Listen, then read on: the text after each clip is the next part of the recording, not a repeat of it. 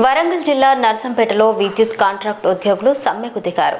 వల్లభ్ నగర్ రోడ్లోని విద్యుత్ కార్యాలయం ఎదుట టీవీఏఈ ఎన్పీడీసీఎల్ సంఘం జాయింట్ సెక్రటరీ కల్లం పాపిరెడ్డి ఆధ్వర్యంలో ఆందోళన నిర్వహించారు. ఈ సందర్భంగా పాపిరెడ్డి మాట్లాడుతూ గత ప్రభుత్వం కాంట్రాక్ట్ ఉద్యోగులను రెగ్యులరైజ్ చేస్తామని హామీ ఇచ్చినా ఇప్పటి వరకు అమలు కాలేదని ఆవేదన వ్యక్తం చేశారు. ప్రస్తుతం కొత్త ప్రభుత్వం ఏర్పడి 2.5 సంవత్సరాలు గడిచినా తమ సమస్యలను పట్టించుకోవడం లేదని విమర్శించారు. ట్రాక్ట్ ఉద్యోగులను చిన్నచూపు చూస్తున్నారని ఆరోపిస్తూ పలుమారు నిరసనలు చేపట్టినా ఫలితం లేకపోతే నిరవధిక సమ్మెకు దిగుతామని హెచ్చరించారు. ఈ కార్యక్రమంలో దేవేందర్, సాంబయ్య, మొగిలి, రాజశ్రీ, జ్యోతి తదితరులు పాల్గొన్నారు.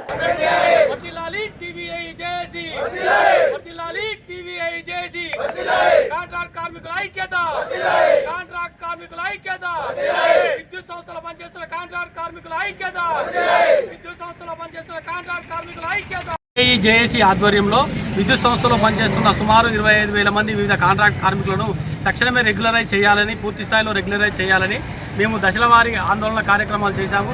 ఇది చాలా కార్యక్రమాలు చేసినా కూడా ఇంతవరకు ప్రభుత్వం నుంచి కానీ లేదు. భాగంగా ఈ రోజు విద్యుత్ సంస్థలో ఉన్న అన్ని రకాల కాంట్రాక్ట్ కార్మికులు నిరవధిక సమ్మెలోకి వెళ్ళడం జరిగింది. ఇది ఇలాగే కొనసాగితే ముందు ఈ సమ్మె ఇలాగే కొనసాగితే తెలంగాణ రాష్ట్రం విద్యుత్ సంక్షోభంలో కూరుకుపోతుంది.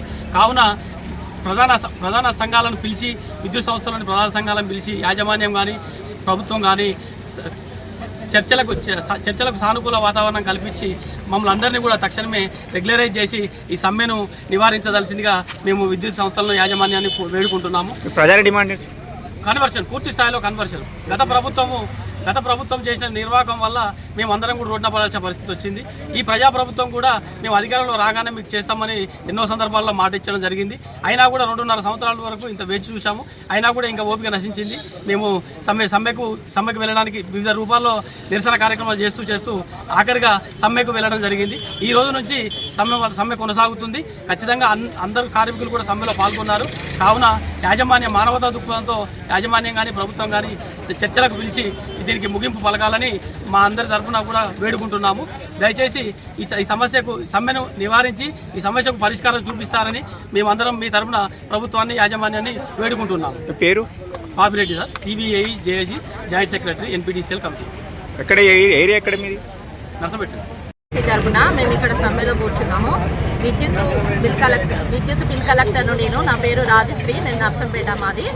ఇక్కడ ఉన్న ఈ కార్మికులందరూ అన్మ్యాన్ కార్మికులు ఉన్నారు, ఆర్టిజన్ కార్మికులు ఉన్నారు, బిల్ కలెక్టర్లు ఉన్నారు, ఎస్పీఎంలు ఉన్నారు, మీటర్ రీడింగ్ వాళ్ళు ఉన్నారు. అన్ని రకాల కార్మికులను కలిసి ఇక్కడ మేము సమ్మె చేస్తున్నాం.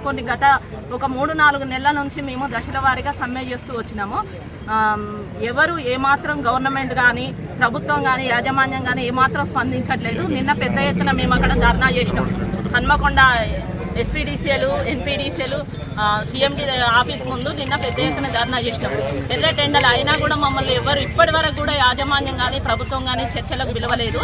చీమ కుట్టినట్టు కూడా లేదు ప్రభుత్వానికి. మేము చాలని జీతాలతోటి ఉన్నాము. ప్రమాదాలు జరిగిన వాళ్ళు, కార్మికులకు ప్రమాదాలు జరిగితే, విద్యుత్ ప్రమాదాలు జరిగినప్పుడు వాళ్ళు కాళ్ళు చేతులు లేక వాళ్ళు చనిపోయిన పరిస్థితుల్లో ఉన్నా కూడా వాళ్ళ భార్య పిల్లలకు ఎలాంటి రూపాయి బెనిఫిట్ కూడా లేకుండా అసలు శ్రమ దోపిడీ జరుగుతుంది.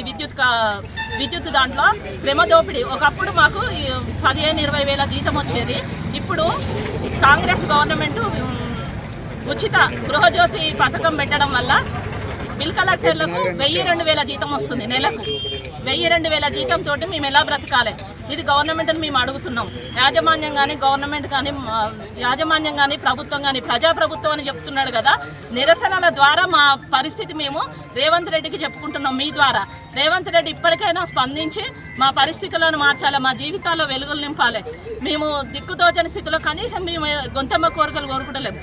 జీవో నెంబర్ 11 ప్రకారం కనీస వేతనాలు, శ్రమకు తగ్గ ఫలితం కావాలని కోరుకుంటున్నాం. మా అందరి జీవితాలను బాగు చేయాలని. మేము కూడా రాష్ట్రంలో ఉన్న ప్రజలమే కదా, మేము ఓట్లేస్తే గెలిచిండు కదా. ప్రజాప్రభుత్వం అంటే ప్రజల చేత ఎన్నుకోబడ్డది కదా. మరి ఈరోజు మమ్మల్ని ఎందుకు ఇట్లా చేస్తున్నాడు? గత ప్రభుత్వం మమ్మల్ని మోసం చేసింది. ఇప్పుడు రేవంత్ రెడ్డి గారు కూడా మమ్మల్ని మోసం చేయొద్దని మేము మీ ద్వారా వేడుకుంటున్నాము.